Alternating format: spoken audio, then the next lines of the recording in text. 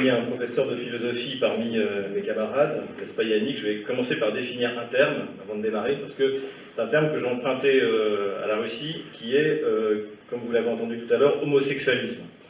Qu'est-ce que c'est que l'homosexualisme? En fait, c'est le militantisme LGBT. Donc moi j'utilise ce terme en français parce que je trouve qu'il est assez pratique. Donc ce n'est pas une insulte. On peut être homosexuel et ne pas être homosexualiste, et on peut être homosexualiste et ne pas être homosexuel. Donc voilà pour la définition de ce terme. D'où m'est venue cette idée en fait d'essayer de voir si il y a une convergence entre justement l'homosexualisme, le fascisme et le gauchisme ou le postmodernisme comme vous voulez.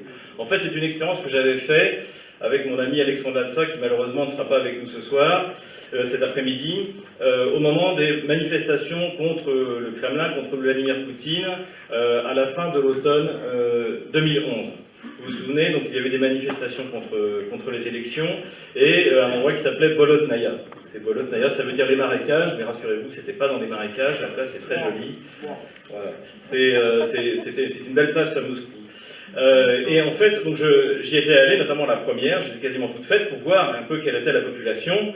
J'avais découvert que ce n'était pas les damnés de la terre qui se soulevaient, mais c'était plutôt ce qu'on appelle en Russie la créative classe, c'est-à-dire la classe créative, c'est-à-dire en fait chez nous les bobos. Donc il était évident que ces gens-là, étant donné le prix de leurs vêtements, n'allaient pas faire la révolution. Mais le problème n'était pas là, c'est que j'y étais justement avec Alexandre Latsa, qui lui était à l'intérieur de la manifestation, et il revient amusé en me racontant il est arrivé quelque chose d'étonnant. Il y a eu une poignée de militants LGBT qui ont commencé par déployer un drapeau arc-en-ciel, donc le fameux drapeau dont le concepteur est mort aujourd'hui, d'ailleurs, figurez-vous. Donc ils ont déployé le drapeau arc-en-ciel jusqu'à ce que tout d'un coup déboulent en courant quelques centaines de militants, alors je vais dire néo-nazis parce que nationaliste n'a pas le même sens, on y reviendra tout à l'heure, en France qu'en Russie, quelques militants néo-nazis, et donc aussitôt les militants LGBT ont rassemblé le drapeau et l'ont caché pour ne pas finir dans la Moskva. Donc je me disais donc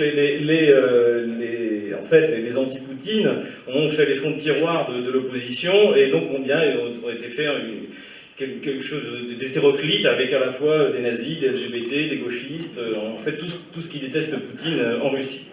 Et puis en fait, tout cela a continué pendant les élections municipales à Moscou en 2014. Donc il y avait le candidat du Kremlin, le maire Sobyanin, et il y avait son principal opposant, on va dire, qui était Alexei Navalny, que vous connaissez puisqu'il a recommencé à faire des manifestations, et on en parle beaucoup en France comme étant une pauvre victime du grand méchant Poutine. Et donc, lui, en fait, avait un discours très anti-immigration, limite raciste, et il était soutenu notamment quand il avait participé à ces manifestations, par un leader néo-nazi russe qui s'appelle Demorchine, qui est assez connu, qui est un vrai nazi, hein, dur de dur, qui sera en prison en France, vous voyez ce que je veux dire. Et donc je me disais, mais toujours avec cette idée, mais qu'est-ce que c'est que cette combinaison improbable? Est-ce que c'est quelque chose juste de pratique, ou est-ce qu'il y a quelque chose de plus profond en fait, qui fait que finalement tous ces mouvements ont quelque chose en commun?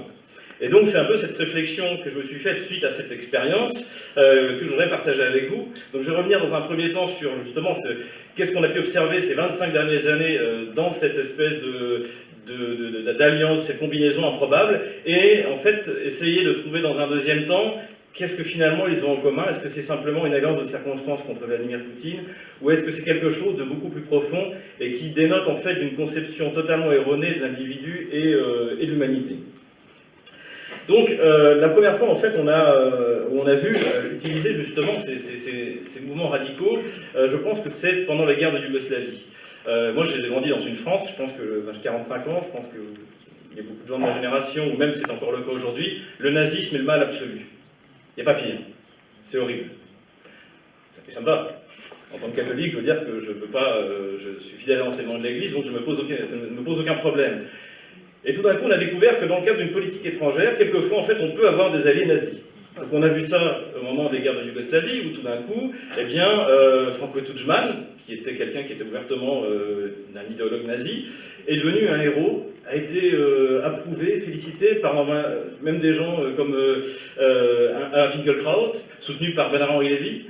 Et alors là, je me suis dit, mais c'est bizarre quand même. Donc là-bas, les nazis, c'est bien, mais en France, c'est mal. Donc, mais j'ai continué donc ma réflexion. On a pu également observer ça lors de la première révolution en Ukraine, la révolution orange, en 2004. Où là, bon, comme Yanukovych s'est couché, comme d'habitude, en fait, ça n'a pas dégénéré. Mais il y avait déjà des milices, d'idéologie radicale.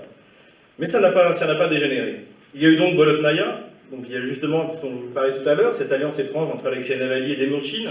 Il y a eu les dernières élections régionales en Russie, l'élection parlementaire. Vous aviez un des leaders également, qu'on présente en France comme un héros, Kassianov, qui était soutenu par un blogueur qui s'appelle Ivan Beletsky, qui était lui-même un ami, qui était venu soutenir justement Kassianov avec le fameux Demurchine.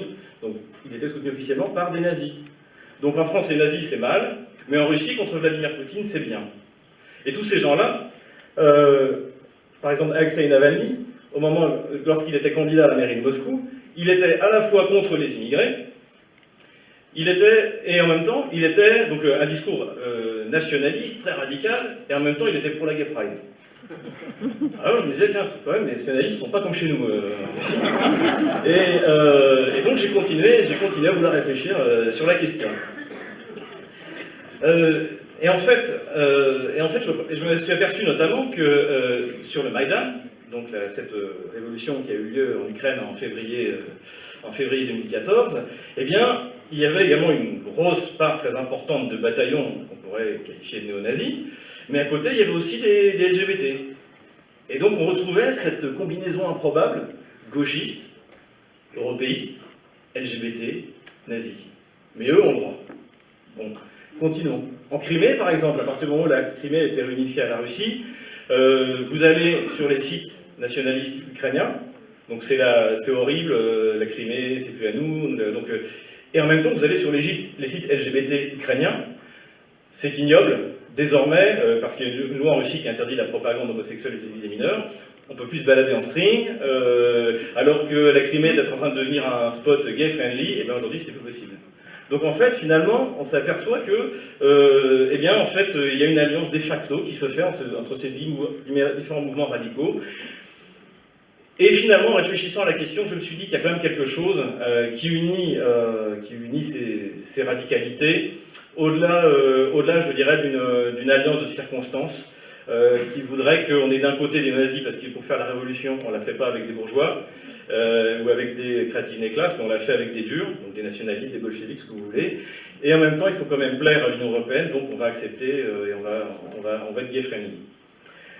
Et finalement, je pense que derrière, en fait, justement, cette postmodernité et ce nazisme, il y a une même conception, en fait, de l'humanité. Et c'est ce que j'ai appelé le discours du sous-homme.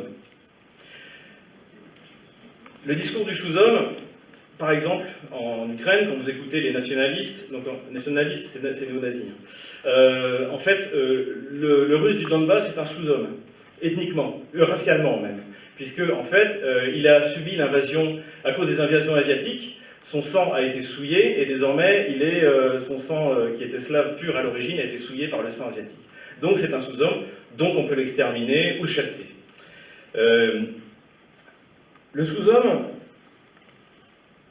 vous l'avez, et finalement, la manière de dénigrer, d'humilier son prochain, eh bien, en fait, on retrouve ça également chez les postmodernes. Souvenez-vous de la manière dont on parlait de ces Russes qui se soulevaient de l'autre côté du Donbass parce qu'ils n'acceptaient pas le sort de Maïdan. Thomas Gomar, par exemple, président de l'IFRI, disait « mais ils se soulèvent parce que dans le Donbass, il n'y a que ça à faire. Parce que ce sont des abrutis. Parce que si jamais ils étaient intelligents, si ce n'étaient pas des sous-hommes, en fait, ils auraient compris le bonheur du LGBT. Ils auraient compris ce que c'est comme avancée sociale que d'avoir une gay pride. Et de pouvoir marier les homosexuels et leur permettre d'adopter, d'acheter des enfants, de les faire fabriquer en Inde, etc., etc. Mais ces gens du Donbass, ils sont tellement stupides, tellement sous-hommes, qu'en fait, ils n'ont pas compris. Elena Zarkal, qui est vice-ministre des Affaires étrangères, le 7 mars 2016, elle donne une interview sur France 24 en anglais. Vous me direz quel pervers regarde France 24 en anglais. Mais en français, c'est un supplice, en anglais. Bon, elle donne une interview. Et là, elle donne une interview à Eve Irvine, qui regarde avec des yeux de chimène. Et elle donc lui demande, qu'est-ce que c'est que ces gens qui habitent de l'autre côté de la ligne de front, donc du côté de Donbass? Alors ce sont des gens qui sont différents en termes d'intelligence, je cite, ou d'éducation. Ils n'ont pas d'éducation supérieure. Ils ont un très bas niveau d'éducation. Quelquefois, avec eux, il est impossible d'atteindre un niveau de compréhension. Ils croient ce qu'ils voient à la télé.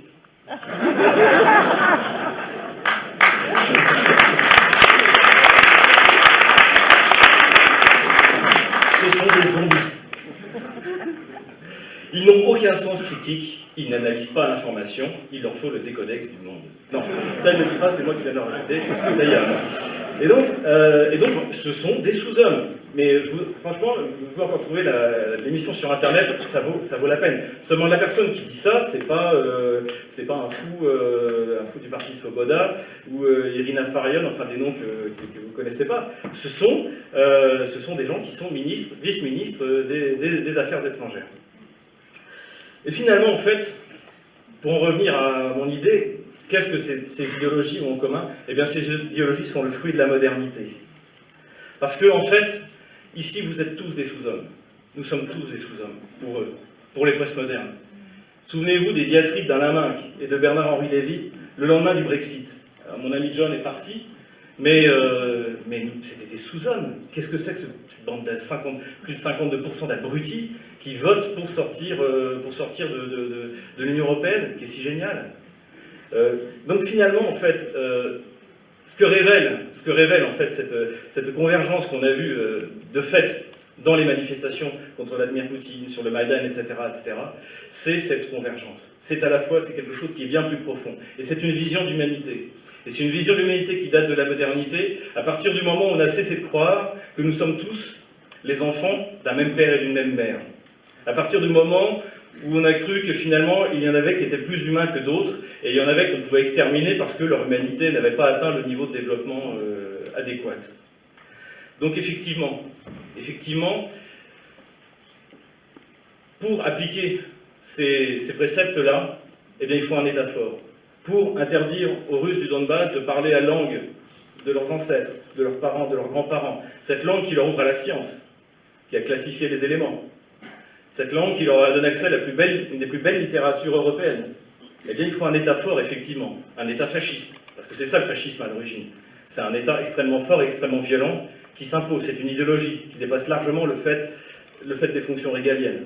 De la même manière que pour imposer aux enfants en France, de expliquer aux enfants qu'un petit garçon peut être une petite fille un petit garçon, il faut aussi un État très fort, un État fasciste, un État totalitaire.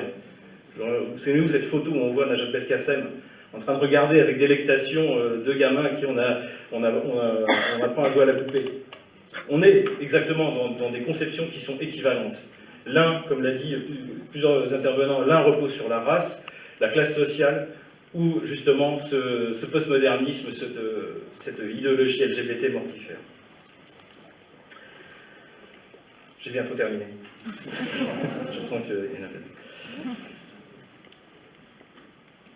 Et finalement, en fait, c'est ça qu'ils ont en commun. C'est cette espèce de rébellion contre Dieu et contre le monde tel qu'il a été créé. Et c'est pour ça que ces idéologies ne peuvent s'appliquer que dans la violence. Et c'est pour cela aussi que ça ne fonctionnera pas. Car, comme l'a dit tout à l'heure Lévan, ils ont toujours perdu toutes ces idéologies précédentes. Et celles-là, en fait, ils sont en train de perdre aussi. C'est nous qui sommes dans la rue, c'est nous qui sommes des millions, et c'est eux qui sont une poignée. Alors ils seront agressifs, ils continueront à essayer de répandre leur idéologie mortifère, mais ils ont perdu d'avance. Et comme l'a dit très bien Fabrice tout à l'heure, que je remercie de m'avoir invité ici, on a juste besoin de les pousser un petit peu pour achever le travail. Voilà, je vous remercie pour votre attention.